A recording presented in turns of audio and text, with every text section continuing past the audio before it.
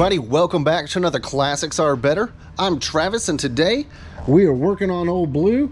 It is a 1968 Chevrolet Impala of the four-door variety. So it is a full-on land yacht, but my great-grandmother bought it new, so it's also a family heirloom. Last time I drove this thing, which was admittedly too long ago, it got way too hot. And I mean, she got real spicy, like 225, 230. It was not happy. I was not happy. It was not good times.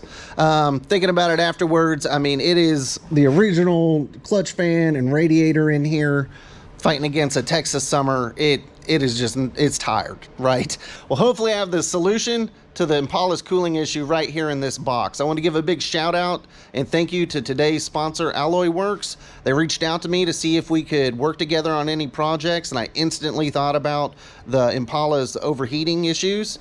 So they sent me out a 3-row aluminum radiator. There should be an aluminum fan shroud in there and dual electric fan setup kit. So hopefully with all of that, we can get the Impala running nice and cool. Now, luckily, they didn't give me any real terms on this, except for that I need to make a video, reviewing it. So we're gonna pull out the original radiator. I'm gonna compare these things. We'll see if this one is up to snuff. And then I'll get it in there and we'll see how it performs, and I can give you guys an honest review, but I'm pretty excited to start tackling this, so let's get after it. Let's see what's in the box. So it came with all the fan control stuff. But check this out. It came out of the box just like this. It is already put together. I most definitely thought that the fans would be loose and I'd have to connect them to the shroud and then bolt the shroud to the radiator and find hardware and all that stuff. But it is on there. It's tight. So far, so good. Let's dig into it a little bit before I rip the old one out and get this one in and kind of see what's special about this and how they stack up beside each other. So taking a closer look at the specs on my setup here, it is an Alloyworks all aluminum 3-row radiator. It and the shroud are both made out of AA 5052 grade aluminum. The filler neck and the cap are both CNC machined. It's got a OEM stock style brass petcock drain down at the bottom, so easy for maintenance there.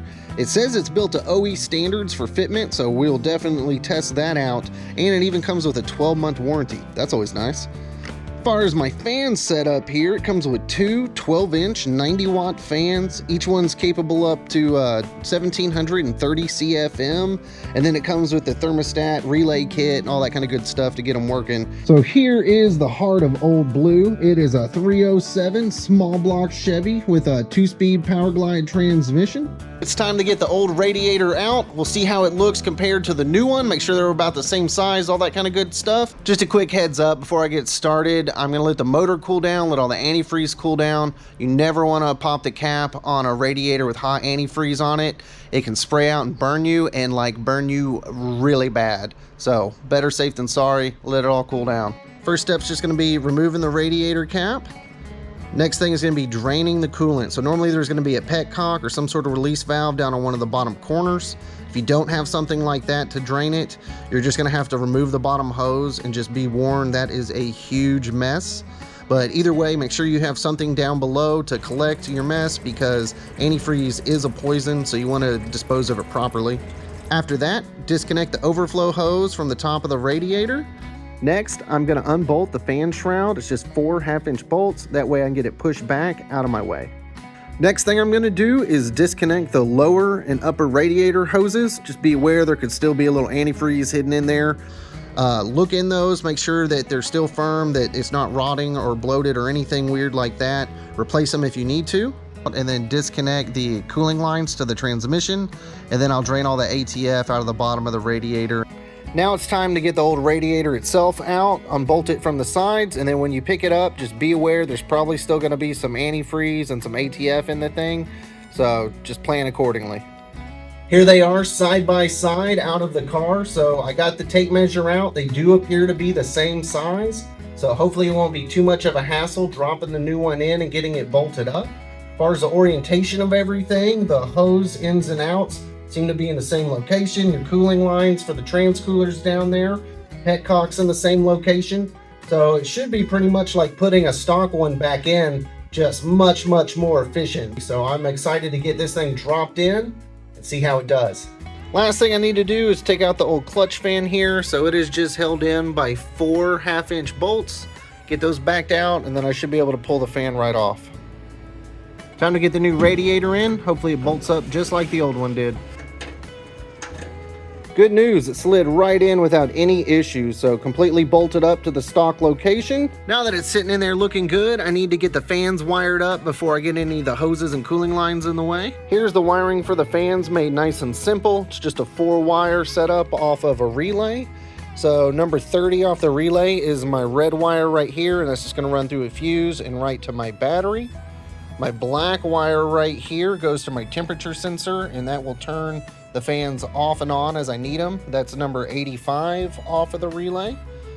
The blue wire hooks to my fan, so I'm going to take both of the blue wires off the fans and combine them with this one. And then that is number 87 off of the relay.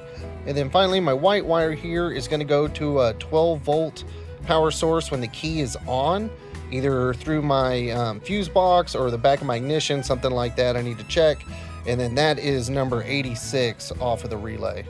But yeah, that's how easy it is, just 4 wires. Fans themselves have wires, so the blue wire is gonna go to my blue wire on my relay, and the black wire I'm just gonna attach to ground. So I was looking for the best place to put my temperature sensor for the fans, and I think I'm just gonna keep it nice and simple. I'm gonna take this old thermostat cover off right here, and I'm gonna switch to a style like this that has the ports in the top, and that way I can just take my temp sensor, take this thing out right there, and boop, right in there. It should be good to go. To attach my relay, I'm just going to use one of these little zip tie magnets and then tuck it up in the inner fender well back here behind the battery. Electrical is done. Hopefully it worked. Time to get the hoses and cooling lines reattached. Get some fluid in this thing. Just something I do when I fill up a radiator for the first time is I use distilled water. That way, if there's any kind of pinhole leaks in the actual radiator, say from shipping or manufacturer, and or, you know, if your hoses are leaking, it's just water on the ground, who cares? That way it's not a whole mess of dealing with antifreeze everywhere. That way you can test out your system a few times, and then once everything's zipped up and good to go, you can just drain the water out the petcock and put actual antifreeze in there. Well, found a leak. So it started leaking right here from this side of the thermostat. So this is just one more reason why I test it with distilled water. That way all the leaks, it's just water. Who cares, right? It'll dry up and I can get this thing fixed.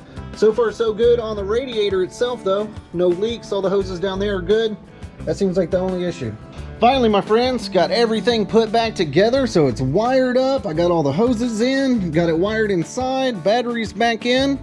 Should be ready to go. Now I'm gonna run it at first with the cap off to let some air bleed out of the system, stuff like that. The only issue I got going now is that it is 33 degrees outside. So driving this thing around is not really gonna help. I've been having my overheating issues mainly while I was idling. So that's what we're gonna do. I'm gonna get it to idle here in the shop. I'll crack the door so it don't die. And we'll see if the new radiator and fans keep it cool.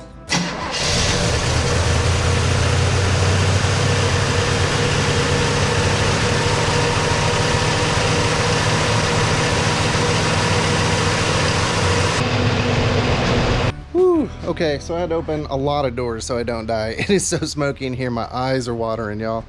I'm calling this one a success, guys, so if you ignore this thing almost smoking me out of the building and the crazy high idle on the carburetor right now, the radiator and the fans, they did really good. So I let it run for about 20 minutes till I just couldn't stand it. My eyes were burning in here. Fans kicked on, kept it cool, and that's about all I can ask when it's in the low 30s outside. Now I will torture test this thing this summer, going on a cruise and it's like 106 out here. We will really see how it holds up long term. So I'll definitely have to check back in with another video. But fit, finish, all that's great. Didn't leak, did its jobs. It's really easy to wire. No complaints. So I will say, if you guys are looking to get a new radiator and electric fans for your auto setup, definitely suggest checking out Alloyworks website to see if they have an option for you. Besides radiators and stuff, they also carry overflow tanks and intercoolers and oil coolers and all kinds of cool stuff like that. And if you use discount code BETTER, it'll even save you some money. So check it out, see if they have something for you. As always, everybody, if you got any kind of value from this, I greatly appreciate it if you could hit that like or subscribe for me. It helps out a little channel like mine immensely. Other than that, I hope you guys enjoyed this. If you want to see more blue in the future, let me know. But get out there, get wrenching when you can. Until next time, my friends, Have a good one.